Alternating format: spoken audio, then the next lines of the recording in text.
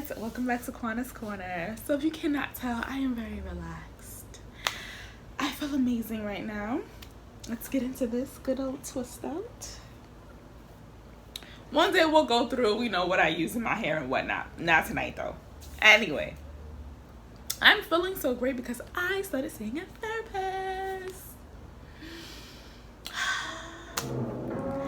When your friends tell you that is the best money they've ever spent or the best self-care that they've ever given, please take their word for it. Anyway, my therapist is dope. She does virtual sessions, which means I can be in the comfort of my home and we can have our session in private. She's great. No, we're not sharing her, but I can give you some tips on where to go to look for a therapist.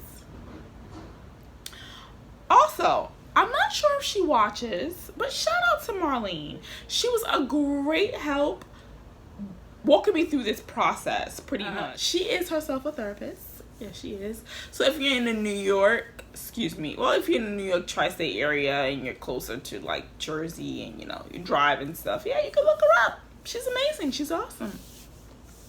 She also has an Instagram. Yeah, look her up.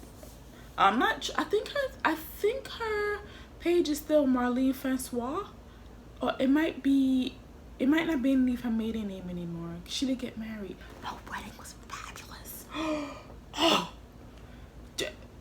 I just like gagged. Oh my girl, your wedding. Oh, and she did this whole not dedication, but she made sure to use everything Black owned. It blew my mind. Anyway, back to therapy. So I decided to see a therapist for numerous reasons going on in my life. My grandmother passing, I felt like I had some relationship issues I wanted to go, discuss.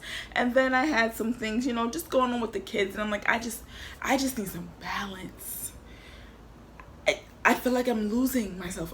I'm just falling, and I just need to be helped. So I kind of didn't really know where to look. So I did reach out to Marlene, and I was like, well, where should I go? And the place you want to go, therapy for Black girls. You can't get any more simpler than that. Therapy for Black girls.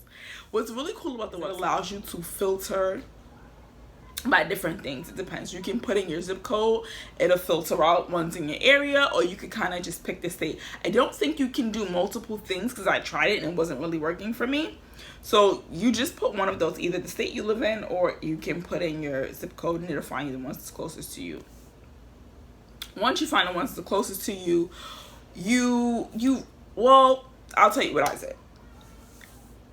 You could actually just write them down. That's what I did. I wrote down certain ones. I just read the little bio they have there. They will actually let you know what they specialize in. So if it's something that you're looking for, you can, make notations of that. If it's not, there's a plethora. The list is super long. So just look through the list, honestly. Just look through the list. And after you feel like you've written down but so many, then you get to the next step, which is calling. I wrote down maybe about 10 to 12 therapists. I wrote down their name. I wrote down their address of where they were, just in case I decided to actually go with them. I could put their address into Google Maps to see where they were located by my job and by my home, to see how convenient they actually were.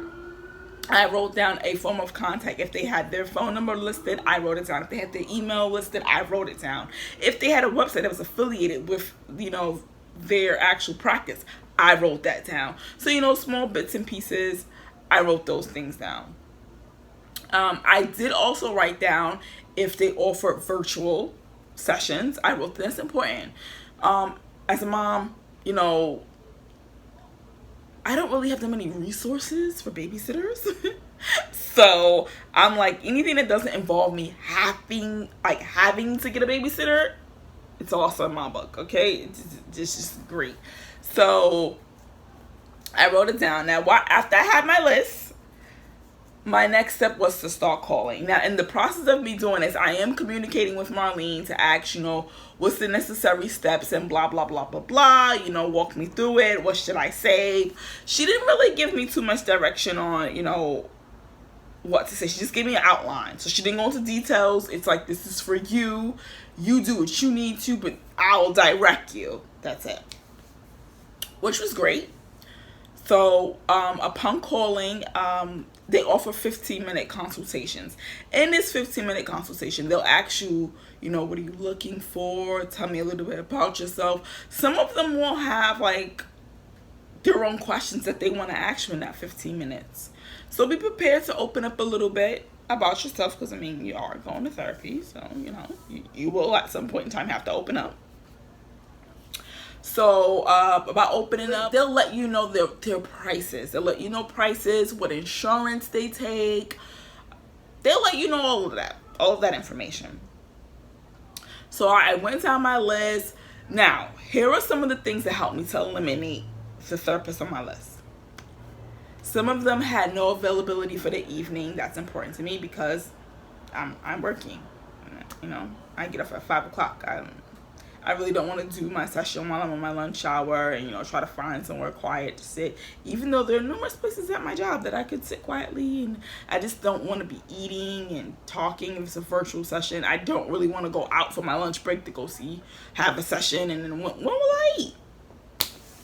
I had to take all those things into account. Then, besides not having even availability, some of them said they were all booked for the summer, and I was like, whoa, wow. Now, this was just my preference, but going on to therapy for Black girls also gave me women who were therapists that looked like me. So I did call one office, and the therapist I wanted had no availability, and the woman who was on the phone was like, oh, well, we have other doctors who's available. Thank you, but no thanks. I don't know what they look like, and I don't know what their profession. Oh, I could send you their bios. No. If they weren't on therapy for Black girls, no. I didn't want a white woman as a therapist. We cannot relate on a lot of social injustices. We cannot relate. We just can't. Yeah. The things I can go through as a Black woman at work, having to do with my hair, the way I'm dressed, the way I look.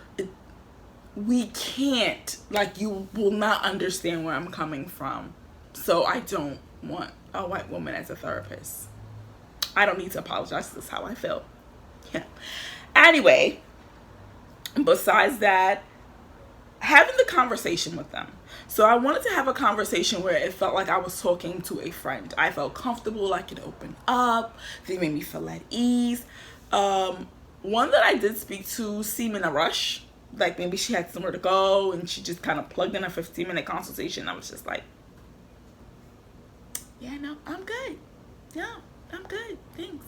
Yeah, it was a pleasure. You don't have to commit to anything. And those 15 minutes, some of them know that you're looking for a therapist. And one of the questions they do ask you too, it's your first time seeking therapy. They will ask you that. They'll let you know, like, do you want to go ahead and schedule? Do you want to think about it? Please do not be afraid to say, I want to think about it. Okay, you're making a choice that's comfortable for you, a choice that's going to affect your life, your well-being, how you operate in life. You don't need to feel like, you don't have to feel obligated, I have to go with this person. No. You're going down a list through the process of elimination. See what's the best pick for you. Anyway, by the time I was done with my list, I had about, I think 4 to 6 therapists that I really liked. So out of that, one of them who I really liked, she almost made me cry when I spoke to her in 15 minutes. Like, not cry in a bad way, but she really, dug inside in 15 minutes. And I was just like, oh, girl. Whew. I really wanted to go with her for 2 reasons. One, she was extremely convenient. Like, I could walk to her office from my house. And number Two, that feeling that she gave me within that 15 minutes of talking to her. Those two things made me really want to go with her. What stopped me from going with her? It was $225 per session. And I was just like, sis, I can't do it. I can't do it. No, baby, I cannot. So yeah, that eliminated her. Some of the other people who were just like, one was in Queens. She was really, really nice. She was awesome. But I would have to go to her office during my lunch break, and she was in Queens, and I would need to leave a little bit earlier, and it just became a whole thing. And I was just like, Quana, don't put yourself through the stress. So I didn't go with her. I don't know. It came down to two of them. One, she had availability on the weekends, which is perfect for me. She also works with kids. So I do want my children to see a therapist, as their father it's not really around like that. So I would like to give them someone to talk to in that matter. I mean, we talk, but I feel like the line of work that a therapist would do would be completely different than what our conversation would be like. Also, when my grandmother passed, they have a therapist in their school, which is awesome. And one of my daughter's teachers thought it would be a good idea for her to go speak to them. And my daughter really liked talking to her. She said, it's so fun. I feel good when I go talk to her. And I was like, baby, okay. So, also, I'm going to see if I can get the clip from Regina Carter was talking to a therapist, and she was talking about her dad, and I was just like, yeah, I would like my kids to see a therapist. I would, yeah. But yeah, anyway. And then the other one did the virtual sessions. The one who worked with kids, she had a sliding scale. Sliding scale meaning the price is set at what is convenient for you based on your income, which is very important. We'll come back to why that's very important in a minute. But that virtual session kept sticking out of my head because I'm like, I can be in the comfort of my house and I don't need a sitter. Don't need a sitter. Don't need a sitter. It kept playing in my head, so I was like, nah, she gets it. She gets it. And her rate was a little bit higher than the woman who, the doctor who worked with kids. But I was like, that virtual session thing, it won me over. It did. So after me deciding to go with her, I reached out to her. And when I reached out to her, she remembered who I was, which felt great. She's like, okay, all right, I'm going to send you the proper documents that you need to fill out before we can go on to our session. And it was a bunch of things she sent. She sent them via email, and it came with like a special password and username and stuff to log into like a portal where all your information is, and payments and bills, all that, where everything is kept at. And I was like, oh, this is pretty cool, because I don't have to like call her to ask or anything. If I want to go back and just look, I can. Everything is here for me, which is great. And I look forward to our first session. I booked it, and she actually asks you in the packet that she gives if you want to have emails or if you want to have text reminders, because it is your privacy. You know, no one has to know that you're going to therapy. You can share with others, sure, but no one has to know that. It's only for you to share if you want to share. So I think when she sent it, I think I just like accepted like the invite on my calendar. So the day before was I was like, oh wow, she never sent me a reminder. I didn't get anything. I wonder why. So when I finally go to check my email, I something of how to connect to the session, because it's like it's like FaceTime, but it's not FaceTime. It's run on a separate app, and you have to have login information for it and so on and such. And so I was like, all right, cool, I'll do it tomorrow, get ready for the session, whatever. So my session came, and it was really cool, because it's just like I'm where I am right now is where I was for my session. It just popped up like, hey, I'm just sitting there talking, talking on my phone, and I was so at ease. It was very comfortable. We kind of since I had 3 things to talk about, she asked me to pick which one was like really on my mind the most. So passing of my grandmother, my relationship, building things with my kids, which one really stuck out. I was having some trouble in my relationship, so I decided to just jump head on to that.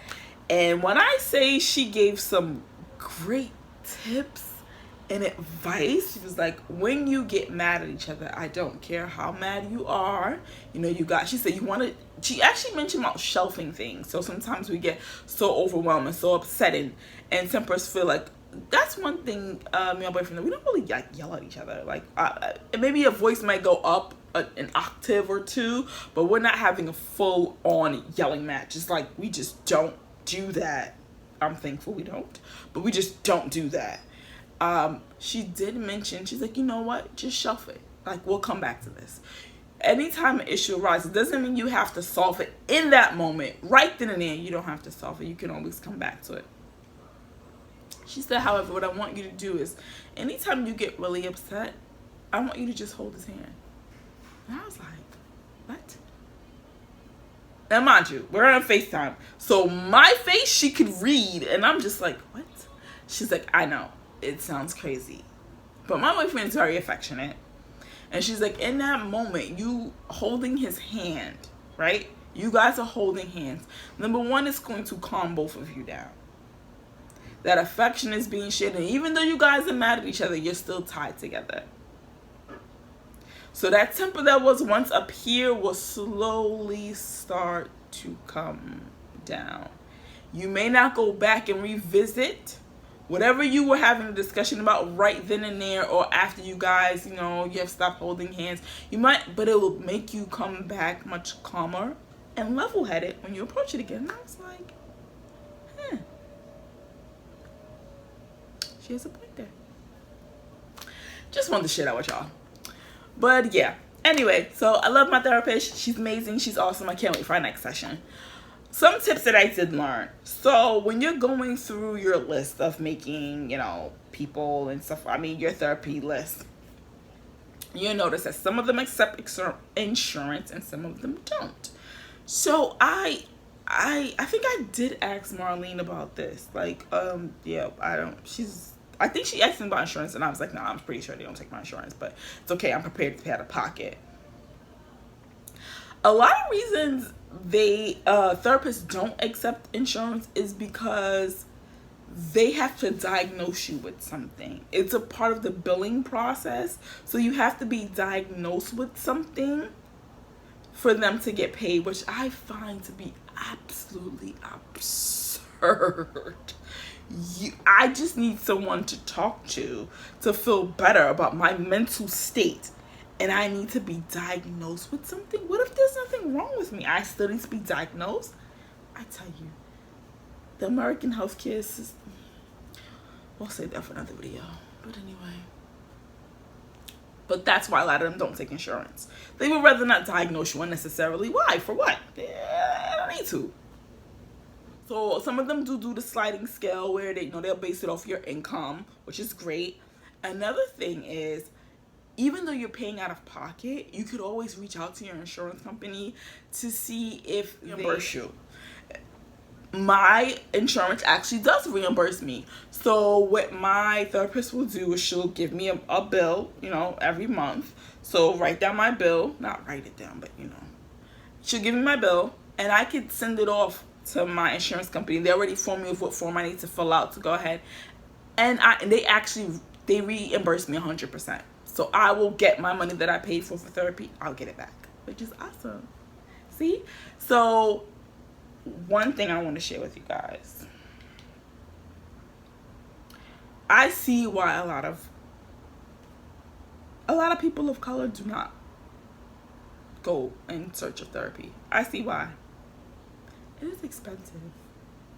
It's very expensive. Could you imagine already having mouths to feed, needing to take care of your rent, just daily expenses to live. And then you want to have someone to talk to. You want to go talk to someone. But just finding that outlet for an extra $150 to $200. It's like, where do I find the extra money? Where can I find it? In those instances, I would definitely say to seek out the therapists who have a sliding scale, because it'll work for your income. It'll work for you. I don't want all people to say, I don't go to therapy because it's too much. Don't. Please don't. I'm sure there's a therapist out there who can help accommodate you and who is for you. It is expensive, but do the best that you can to try to get the help that you need. Yeah, that was my experience with therapy, and I encourage everyone, definitely take the time out to see someone, because we all have issues. I don't care if they stem from childhood to current day. It helps just talk to somebody.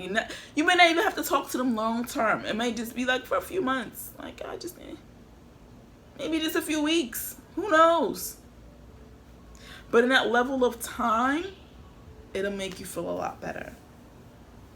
Yeah, make you feel a lot better. Anyway, guys, if you have any questions, please feel free to post them below. Leave your comments, feedback. I highly appreciate it. I do read the comments. Thank you for all the subscriptions thus far.